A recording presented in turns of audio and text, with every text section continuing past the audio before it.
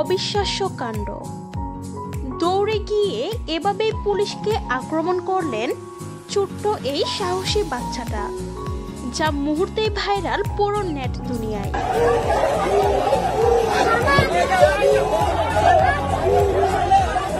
ভিডিওটি প্রকাশের পর একজন লিখেছেন, একটা শিশুর ভিতর কত ক্ষোভ পুলিশের উপর, এখনো সময় আছে, পুলিশ বাহিনীর উচিত ছাত্র জনতার কাতারে আসার।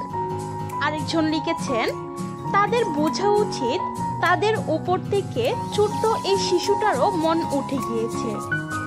পরবর্তী প্রজন্ম আর যাই হোক পুলিশ হতে চাইবে না।